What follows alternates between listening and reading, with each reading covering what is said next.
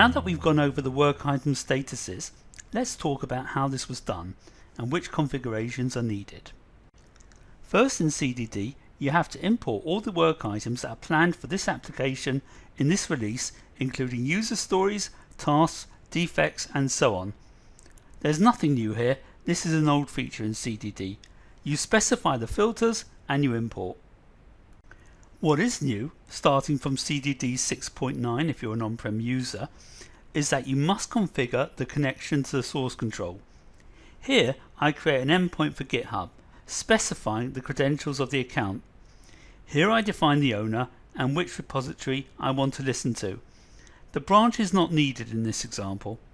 Down here, if you have any special format for commit messages in your organization that are different from the standard, you can define the regular expressions over here. This is an advanced feature. That's all you need to do in CDD. Next, we'll look at the integration between Jenkins and GitHub. This is a very common scenario. It's not done specifically for CDD. In the relevant Jenkins project, I define the repository in GitHub that is related to this project.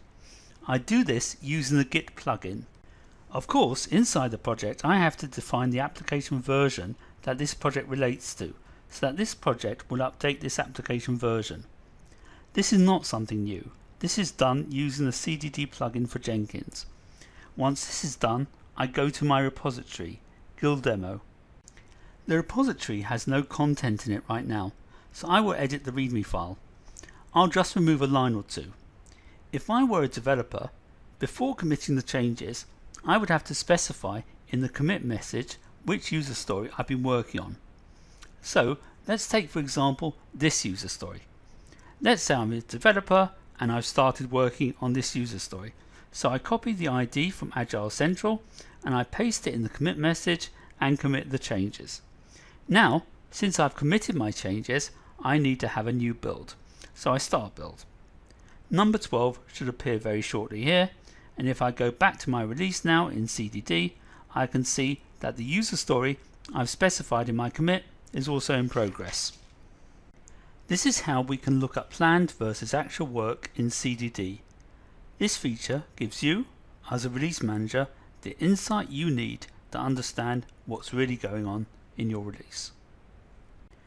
For more information about planned versus actual work and other CDD topics, go to the CDD documentation at docops.ca.com/CDD.